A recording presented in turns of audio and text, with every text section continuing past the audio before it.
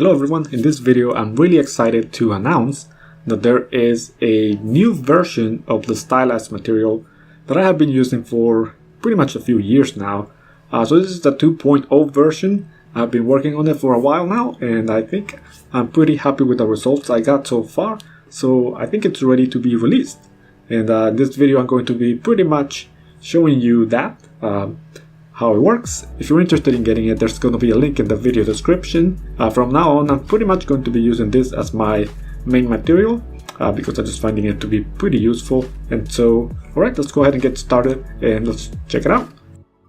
So what I want to do here is I want to show you exactly how the stylized material works. Alright, so obviously the first thing you have done is you have downloaded the material. And what you want to do is obviously drag the material, which is the Substance Painter Smart Material SPSM file, and just drag it into your Substance Painter window, more specifically down here. So drag that in and make sure you set this to Smart Material and either save it in your project or your library if you want to have access to it in the future.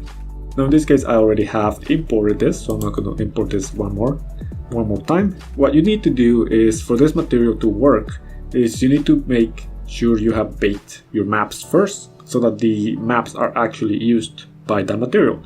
So what I'm going to do is I'm just going to drag the material on this model. If things look wrong, if something looks completely off, what you can do is click on the main base layer here, and at the bottom of this you'll see the input images, and basically these are the maps that are essentially required by this material so that it works as it is intended. So as you can see, if I, for example, get rid of position, you can see a difference here in the material, and also that here in the input images, you see that it's now missing, and obviously you need to have that in order for the material to work correctly. So now that we know that, let me just go through some of the material settings so that you know how this material actually functions. Alrighty, so basically the material comes with two layers, the main color layer, and it also comes with a metallic layer, which I'm going to show you in a second here. So basically the main base, it's one layer. It has a few options. The first option is obviously your main color. So you can change the main color to these sliders here. You can change the color, saturation, and also the brightness of the actual color. Now the other option here is the edge color. So basically if I zoom in here, you'll see that there is a color edge on the model, and this is coming from the curvature map on your bake, so make sure that that's looking good. So depending on what your curvature looks like, that's what's going to be used for the actual edge here. Now the first one is edge color and edge intensity, and as you can see here, if I lower the intensity of this, you can see how much this actually is affecting the model, and you can change the color as well. Now the first option is the edge, and then there's a second one which is a soft edge. Now the first one is a really hard kind of edge that's applied to the model, but it's also not fully uniform. So as you can see here, it's mostly stronger at the edge of the model, and then in the middle it's a little bit more non-uniform. So that's what the first one does. So let me just turn this one off for now so that we can see the other one. So the other edge is the soft edge, and this basically is the same thing, but this is a little bit more uniform and it's also a lot softer. So let me change the color here so we can see it a little bit better. So as you can see here, there's a little bit more feathering between the edges. So this is just nice to have that combination of two edge amounts. And then there's also the intensity for that one. So you can turn this off, or you can kind of increase it. If you go too high, essentially it's just kind of applying it as a whole color. Whereas you can see here, this kind of also changes the softness of it. Okay, so let me go over this. Let's go back to that. Now the other setting here is, after that, is top gradient. So this is essentially like a gradient on the top of the model, and you can use this as a way to create kind of like a weather effect, so that it's the top of the model is a little bit brighter than the bottom. So if I hit C here so I can only see the base color, it's a little bit easier to see. So as you can see here, if I turn this off, it's everything's uniformly colored. But if you increase this, you can see that it's a little bit more like a light on the top. So the top is a little bit lighter. And you can use this also for color variance. So you can change the color of this. So it's not necessarily being used as a way to add a little bit of lighting to it. But you can also use it as a way to add a little bit of color variation. Now after that we have base dirt. So what that implies is obviously there's dirt at the bottom. And you can increase the intensity of that. I think it's just a nice way to add just a little bit more of color variation to the model so that it's not a completely flat color across the model. And then we have the bottom gradient. So this acts similar to the top gradient, but this is mostly for the bottom of the model.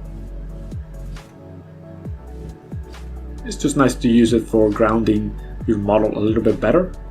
And if you're going for a more stylized hand-painted look, it's also helpful for giving it a little bit more of a lighting scheme to it.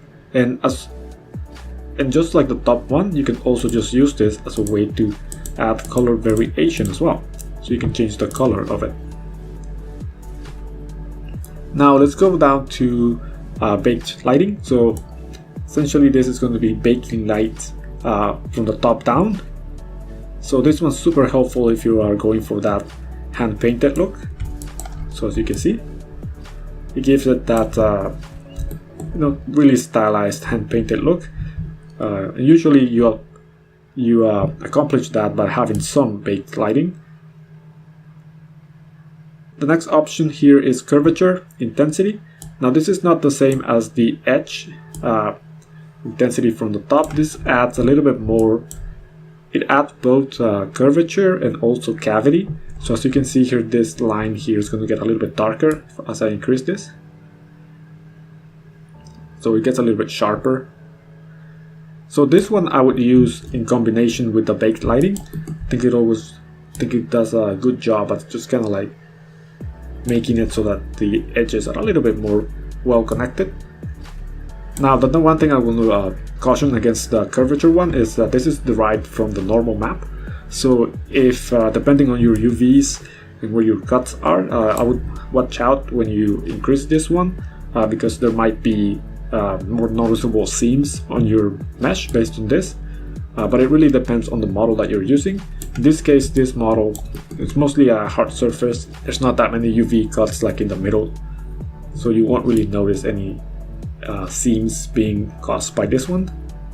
But that's just something to keep in mind when you're using this specific slider here. And now the next one is ambient occlusion. By default it's on, but if you don't want it on, you can just disable it. Or if you're going for a hand painted look, obviously have a little bit of that. And finally we have the roughness. Go back here so that we can see it. Now there is a little bit of roughness already by default. If we look at the actual roughness map, you can see that it's not exactly it's not a uniform roughness. There is a little bit of dirt on it. So let's increase this. So if we increase the roughness, you can see it that it becomes a little bit shinier, but it still has a little bit of dirt on it, just to give it a little bit of variation.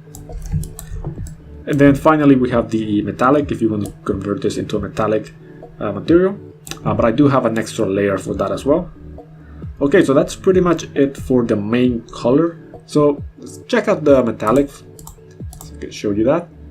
So that one works really similar to the other one, except it's metallic, of course. And this one has a few more layers. The reason for that is it has a surface detail, which is just a little bit like a hammered metal type surface detail here, which you can disable if you want. And there's also a little bit of edge damage,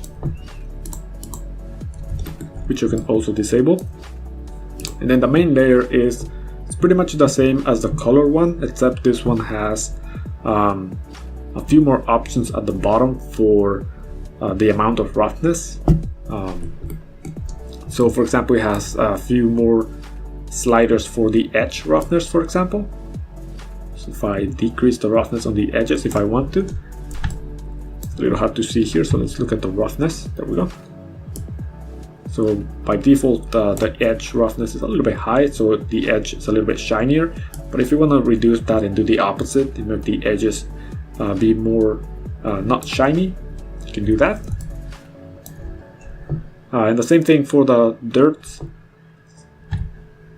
You can increase or decrease the roughness of this, so you can make the cavities less rough if you want to. And metallic, I typically just leave it by the default. I find that 0.85 works well for stylized metal. Obviously this is not realistic metal, it's just like a stylized one. And you can change also if you want the edge to be non-metallic or metallic. But that's the only difference between the metallic layer and the other one, which is not metallic. Alright, so that's pretty much it for how this works. Like I said, this makes it really simple. Really, it's a drag and drop, and you already get some pretty nice results. Pretty much almost all the way there. Obviously, you're gonna have to add a few more details manually, but other than that, I think this material is pretty good, and it's a lot better than the previous one that I had made. Obviously, this is the 2.0 version. The previous one, it was a good material. I used it for a while, but I was finding that needed a few more things, which is why I made this one. Alright, so anyway, that's it for this video. If anyone needs help, or if the material is not working for some reason for you, you can always reach out at support@3dx.net.